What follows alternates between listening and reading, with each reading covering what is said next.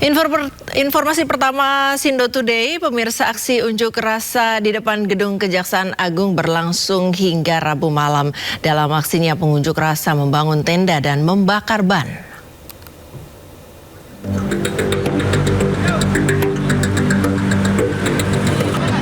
Kelompok pengunjuk rasa yang mengatasnamakan BEM Persatuan Indonesia menggelar aksi di depan gedung Kejaksaan Agung hingga Rabu malam. Seperti aksi sebelumnya, pengunjuk rasa menuntut agar Kejaksaan Agung menangkap mantan Jampitsus Febri Adriansyah yang kini tak diketahui keberadaannya. Sejumlah massa aksi bahkan terlihat mendirikan tenda di tengah jalan yang berada di depan gedung Kejagung. Tak hanya membangun tenda, mereka juga membakar sejumlah barang sebagai bentuk protes. Para pengunjuk rasa mengancam jika Febri tidak segera ditahan, mereka akan kembali berunjuk rasa dengan massa yang lebih besar.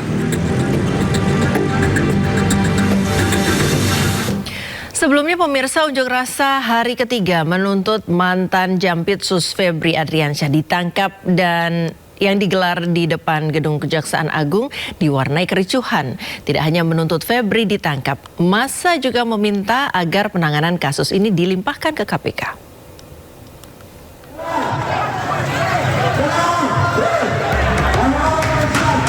Unjuk rasa hari ketiga di depan gedung Kejaksaan Agung Republik Indonesia, Kebayoran Baru, Jakarta Selatan pada Rabu sore diwarnai kericuhan. Kericuhan bermula saat petugas kepolisian berupaya menghalangi massa aksi dari jaringan intelektual hukum nasional melakukan pembakaran ban dan poster.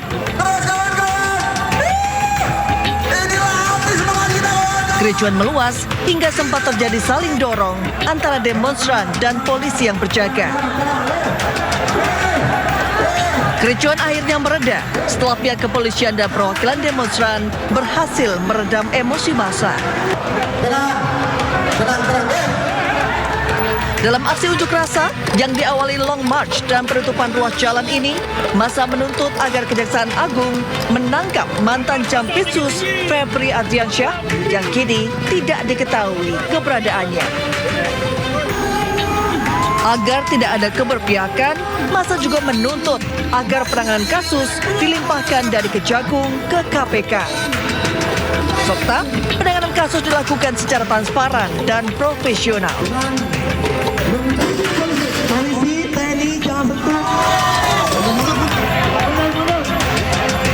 Seruan aksi menuntut ditangkapnya mantan Jampitsus Febri Adriansyah terus bergulir sejak penanganan kasus dugaan korupsi dan TPPU yang menjerat Febri diambil alih dari Kortas Tipikor Polri ke Kejaksaan Agung.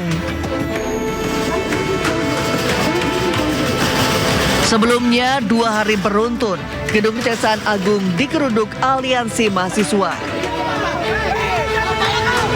Sehari sebelumnya, yakni pada Senin sore, aksi unjuk rasa mahasiswa di Kejagung berakhir ricuh. Massa beberapa kali berusaha merangsek ke dalam gedung Bundar Kejagung, namun dihalau petugas. Aksi saling dorong pun tidak terhindarkan. Dari Jakarta, Den Helmi Secangbati, iNews melaporkan. Pemirsa, Presiden Prabowo Subianto resmi menunjuk Kuntadi sebagai Jampitsus Kejaksaan Agung. Keputusan Presiden telah ditandatangani dan akan segera diserahkan kepada Kejaksaan Agung untuk ditindaklanjuti.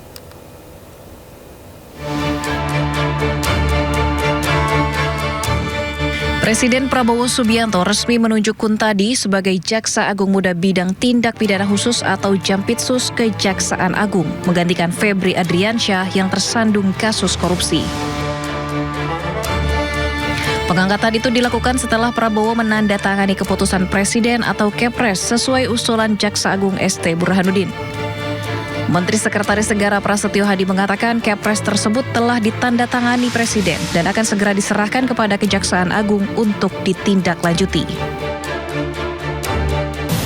Dapat kami informasikan bahwa kemarin Bapak Presiden telah menandatangani Kepres sesuai dengan hasil dari tim penilai akhir sebagaimana mengacu kepada surat usulan dari Jaksa Agung yang kemudian rencananya hari ini akan kami tindak lanjuti secara administratif untuk nantinya petikan dari Kepres tersebut kami kirimkan kepada instansi terkait, dalam hal ini Kejaksaan Agung.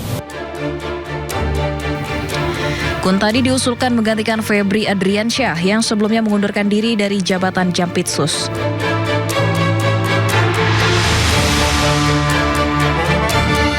Kuntadi merupakan jaksa senior di Korps Adiaksa yang menjabat sebagai Kepala Badan Pemulihan Aset Kejaksaan Agung. Tim Liputan iNews melaporkan.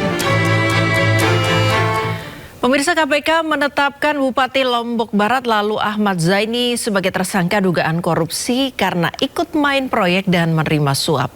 Total penerimaan diduga mencapai 12,4 miliar rupiah dalam bentuk uang tunai dan juga barang. Dalam konferensi pers di gedung KPK, PLT Direktur Penyidikan KPK Ahmad Taufik Hussein mengatakan berdasarkan bukti permulaan yang sah, KPK menaikkan perkara ini ke tahap penyidikan. KPK juga menetapkan 3 orang sebagai tersangka, yakni Lalu Ahmad Zaini selaku Bupati Lombok Barat, Sudirman selaku Direktur Utama PT Air Minum Giri Menang Lombok Barat, dan Alfonsius Gani selaku Direktur Utama PT Mekonel Sistem Instrumen. KPK menduga kasus ini berawal dari perintah Bupati Lombok Barat ke Kadis PUPR PKP untuk membantu tersangka Sudirman mendapatkan proyek. Atas proyek yang dimenangkan, Bupati rutin mendapatkan barang, fasilitas hingga uang tunai. Tidak kenal lelah, tidak kenal waktu. Dari uang-uang yang diterima dari hasil proyek tersebut sejumlah 41 miliar oleh SUD melalui CVDKK diantaranya dialirkan kepada LAZ selaku Bupati sebesar total 10,8 miliar. Ini yang kemudian diketahui selaku kepala daerah ini terafiliasi dengan perusahaan-perusahaan tadi CVDKK. Bahwa selain dugaan konflik kepentingan dalam pengadaan barang dan jasa di Dinas PUPR dan dinas-dinas lainnya, LAZ juga diduga menerima sejumlah uang, barang ataupun fasilitas dari saudara ALG selaku Direktur Utama PT MSI yang merupakan vendor dari PT AMGM yang merupakan perusahaan air minum daerah di Lombok Barat. Pemirsa, kasus korupsi yang menjerat Bupati Lombok Barat Lalu Ahmad Zaini menambah daftar panjang kepala daerah yang terjerat kasus korupsi. Sepanjang tahun ini saja sudah ada 11 kepala daerah yang terjaring OTT KPK.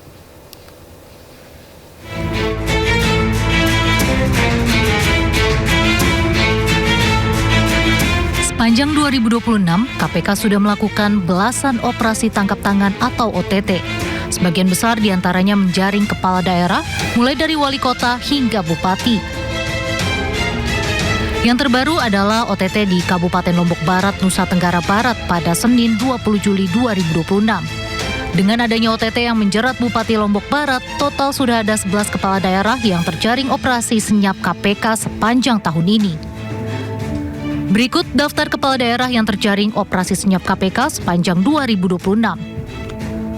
Wali Kota Madiun, Maidi, Bupati Pati Sudewo, Bupati Pekalongan, Fadi Arafik, Bupati Rejang Lebong, Muhammad Fikri Tobari, Bupati Cilacap, Syamsul Aulia Rahman, Bupati Tulung Agung, Gatot Sunu Wibowo, Bupati Muara Enim, Edison, Bupati Kuantan Singinggi, Suhardiman Ambi, Bupati Langkat, Syah Afandin, Bupati Sukoharjo, Etik Suryani, dan terakhir Bupati Lombok Barat Lalu Ahmad Zaini. Maraknya kepala daerah yang terjerat korupsi menjadi sorotan. Terlebih lagi, para kepala daerah tersebut sebelumnya telah mengikuti retret yang salah satu materinya adalah terkait pencegahan dan pemberantasan korupsi. Daftar panjang kasus ini menunjukkan persoalan korupsi di lingkungan pemerintah daerah masih kompleks dan memerlukan penanganan yang lebih serius.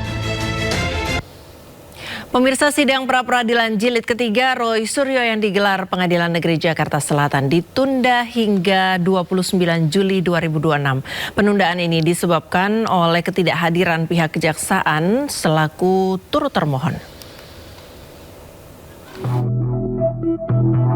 Pengadilan Negeri Jakarta Selatan menunda sidang pra-peradilan yang dilayangkan oleh Roy Suryo terkait ganti rugi atas pengabulan perkara pra-peradilan penggeledahan, penangkapan, dan penahanan dalam kasus tudingan ijazah palsu Presiden ke-7 RI Joko Widodo. Sidang pra-peradilan jilid 3 Roy Suryo ini ditunda hingga 29 Juli 2026 pekan depan. Penundaan disebabkan oleh ketidakhadiran pihak kejaksaan selaku turut termohon dalam perkara tersebut. Untuk itu, Hakim Tunggal memutuskan untuk menjadwalkan ulang persidangan guna memastikan kehadiran seluruh pihak terkait. Hari pertama, ketika pra-peradilan kami selaku pemohon, itu kamilah yang kemudian akan membacakan permohonan kami apa terhadap termohon dan juga terhadap turut termohon. Jadi kami itu tidak bisa kemudian santai-santai. Hari pertama itu hari kita, baru hari kedua besok itu jawaban dari seharusnya termohon dan juga turut termohon. Kemudian kami juga harus langsung memberikan jawaban hari itu juga, yaitu berupa replik dan juga mereka kemudian duplik. Sebelumnya pada sidang pra-peradilan kali ini, Roy mengajukan gugatan untuk menuntut ganti rugi kepada pihak Polda Metro Jaya dan Kejaksaan sekitar 210 juta rupiah atas upaya paksa yang dilakukan penyidik Polda Metro Jaya. Dari Jakarta, tim Liputan iNews melaporkan. Perjalanan hukum Roy Suryo dalam perkara dugaan fitnah dan pencemaran nama baik terkait polemik keaslian ijazah Presiden RI ke-7 Joko Widodo menghasilkan 2 putusan pra-peradilan dengan hasil yang berbeda. Sedangkan pra-peradilan kedua diputus kalah.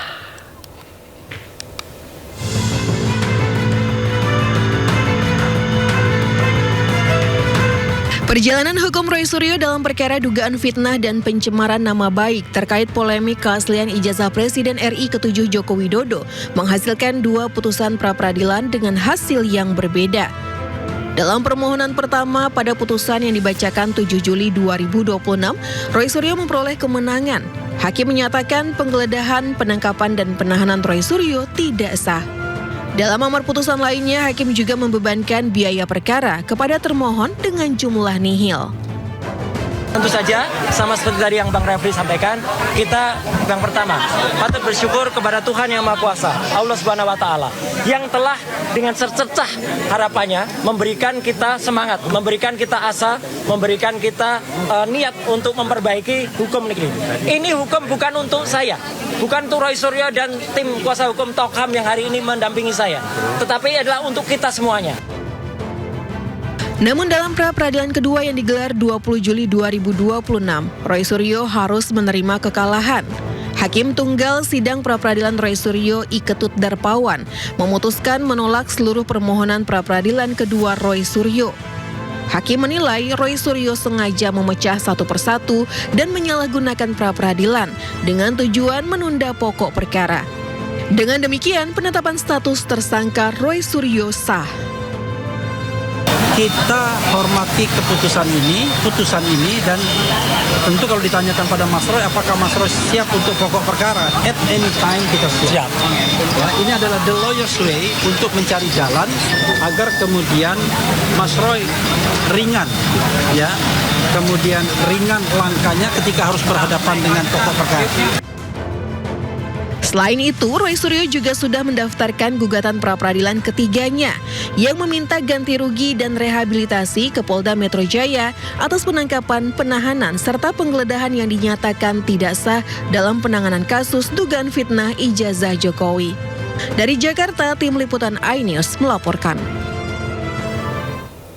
Ya, kubu Roy Suryo membantah tudingan yang menyebut pihaknya sengaja mengajukan pra-peradilan berjilid-jilid untuk menunda sidang pokok perkara kasus tudingan ijazah Presiden ke-7 Joko Widodo. Kini Roy Suryo tengah mengajukan pra-peradilan jilid 3 atas ganti rugi imbas penahanan Polda Metro Jaya.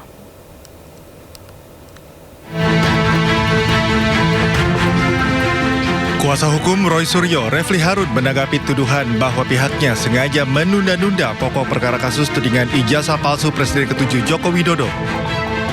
Refli menepis tudingan seusai sidang pra-peradilan ketiga kliennya di Pengadilan Negeri Jakarta Selatan. Ia menjelaskan pra-peradilan merupakan hak yang dimiliki pihaknya. Menurutnya ada kebolehan mengajukan pra-peradilan kembali selama poin permohonan berbeda dan tidak mengulangi poin yang sama. Kami tidak ingin menyerang siapapun, tapi kalau kami dikatakan menunda-nunda, ya kalau dalam fakta hari ini yang menunda itu bukan kita. Nah itu. Penundaan terjadi 1 pekan kemudian karena ketidakhadiran turut termohon dalam hal ini Kejaksaan Negeri yang juga akan menjadi penuntut kalau misalnya masuk perkara pokok. Tapi selama item permohonannya itu berbeda, itu adalah hak. Hak itu bisa kita ambil, bisa tidak. Jadi tidak boleh ada siapapun yang kemudian mengatakan hak itu tidak boleh digunakan dengan prejudice gitu ya. Sementara itu, kuasa hukum Jokowi Rifai Kusumanegara menilai kubu Roy Suryo sengaja mengulur-ulur waktu dengan mengajukan gugatan pra-peradilan berjilid-jilid. Ia menilai langkah itu hanya membuang waktu karena gugatan tersebut membuat sidang pokok perkara tak kunjung digelar. Pertimbangan hakim ini cukup keras ya, kalau buat saya ini cukup keras sampai menyimpulkan bahwa ditujukan untuk mengulur-ngulur pemeriksaan pokok perkara dan merupakan upaya yang tidak menghormati atau menyalahgunakan lembaga pra-peradilan. Buat saya ini pertimbangan yang cukup keras dari Hakim PN Jakarta Selatan yang seharusnya menjadi perhatian bagi para pihak, termasuk dalam mengajukan upaya pra ketiga. Sidang pra-peradilan jilid 3 yang diajukan kubu Roy Suryo atas ganti kerugian imbas penahanan Polda Metro Jaya ditunda hingga pekan depan karena pihak kejaksaan tak menghadiri persidangan. Dari Jakarta, tim Liputan iNews melaporkan. Pemirsa, Pengadilan Negeri Jakarta Pusat kembali menggelar sidang gugatan terkait keabsahan legalisir ijazah Joko Widodo dengan agenda mediasi ketiga. Sejumlah rektor UGM yang menjadi tergugat memilih untuk tidak hadir. Gugatan terkait keabsahan legalisir ijazah Joko Widodo memasuki agenda mediasi ketiga. Dalam kesempatan ini, Rektor UGM Ova Amelia, Profesor Naim, dan Profesor Budiadi selaku tergugat 7 hingga 9 tidak hadir. Sikap mereka yang memilih absen baik secara offline maupun online dinilai tidak mempunyai itikat baik untuk menyelesaikan persoalan.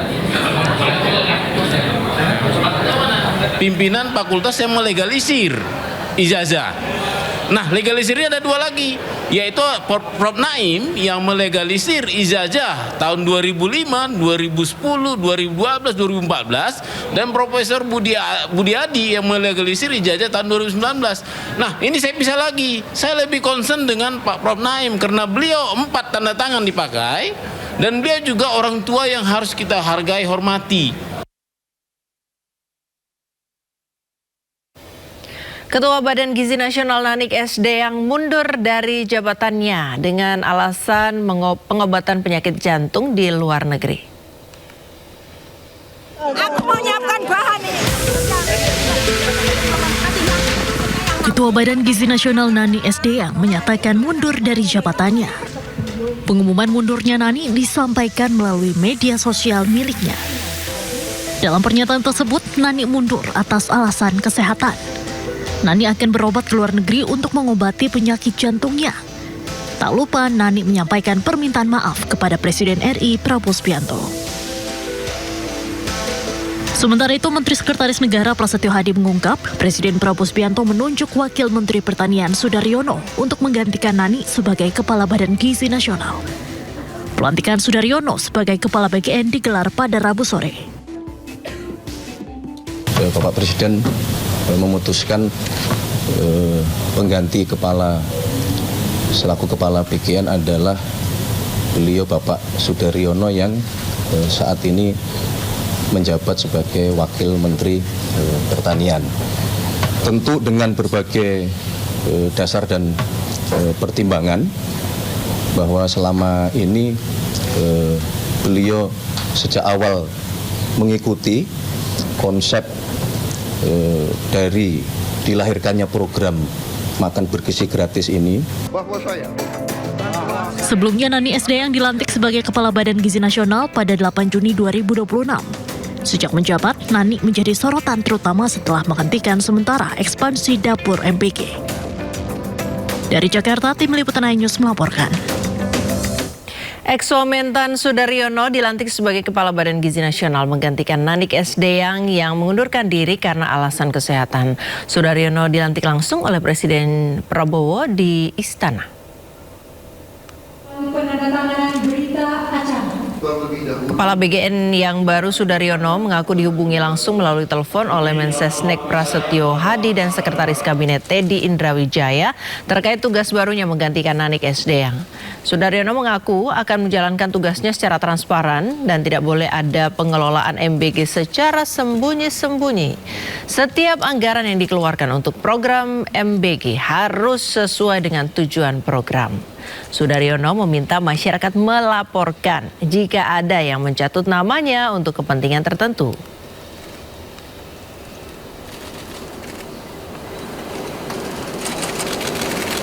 Usai dilantik di Istana oleh Presiden Prabowo, Kepala Badan Gizi Nasional Sudaryono langsung menuju kantor Badan Gizi Nasional di Menteng, Jakarta Pusat. Kedatangan Sudaryono disambut Wakil Kepala BGN, jajaran deputi dan juga karyawan BGN. Hari pertama menjabat sebagai Kepala Badan Gizi Nasional, Sudaryono tancap gas. Sudaryono mengatakan akan langsung bekerja setelah dilantik. Menuju kantor BGN, Sudaryono memimpin rapat perdana dan mengevaluasi berbagai program kerja Badan Gizi Nasional. Sudaryono diketahui telah mengikuti proses perumusan program MBG sejak awal sehingga dinilai memahami konsep dan teknis pelaksanaan program prioritas pemerintah. Bahwa saya memiliki keluarga, saya memiliki sahabat, saya memiliki teman, rekan, siapapun itu termasuk alumni dan seterusnya. Dan saya ingin menyampaikan bahwa saya sebagai kepala ini, kalau nantinya ada orang misalnya menawarkan jasa, barangkali dengan imbalan, ngaku-ngaku orang saya, keluarga saya, sahabat saya, teman saya, alumni bersama saya dan lain-lain, yang dirasa tidak sesuai, saya pastikan itu tidak benar. Dan saya minta kepada yang bersangkutan misalnya, itu kemudian dilaporkan kepada pihak yang berwajib. Nggak ada. Saya tidak punya SPPG, saya tidak punya dapur, saya tidak ada keluarga saya yang punya dapur dan punya SPPG. Prabowo Subianto menunjuk Wakil Menteri Pertanian Sudaryono menjadi Kepala Badan Gizi Nasional. Sudaryono ditunjuk menggantikan Nanik Sudaryati Deyang yang mengundurkan diri karena alasan kesehatan.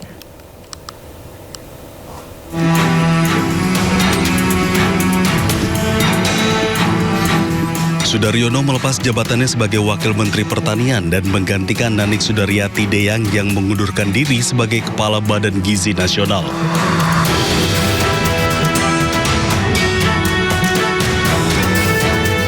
Sudaryono lahir di Grobogan, Jawa Tengah pada 23 Januari 1985. Sebelumnya ia mengawali karirnya pada tahun 2014 sebagai Corporate Secretary Nusantara Energy. Pada tahun 2019 ia juga menjabat CEO PT Nusantara Telematic System. Di tahun 2020 ia dipercaya menjadi Chairman PT Sahabat Sejati Sejahtera Pharma. Di tahun yang sama ia juga menjadi Wakil Sekretaris Jenderal Partai Gerindra. Selanjutnya tahun 2025 karir Sudaryono sebagai Komisaris PT Pupuk Indonesia. Selain menjadi Wakil Menteri, Sudaryono juga aktif di sejumlah organisasi. Ia merupakan Ketua Umum Himpunan Kerukunan Tani HKTI, Ketua Umum Tani Merdeka Indonesia TMI, Ketua Umum Asosiasi Pedagang Pasar Seluruh Indonesia APPSI, Ketua Dewan Pembina DPP Pedagang Pejuang Indonesia Raya PAPERA. Diketahui Sudaryono ditunjuk sebagai Kepala Badan Gizi Nasional karena pengalamannya, di mana pengalaman Sudaryono sebagai Wamentan berkaitan dengan gizi. Sementara itu, kemarin Badan Gizi Nasional baru saja memperkenalkan 5 pejabat baru, mulai dari Sekretaris Utama hingga Deputi Bidang Pemantauan dan Pengawasan. 5 pejabat baru BGN ini diperkenalkan oleh Wakil Kepala BGN Agustina Arumsari di kantor BGN Jakarta Pusat pada Selasa sore. Para pejabat tinggi media tersebut juga sudah dilantik pada Selasa siang kemarin. Pelantikan pejabat baru BGN atas dasar keputusan Presiden Prabowo Subianto.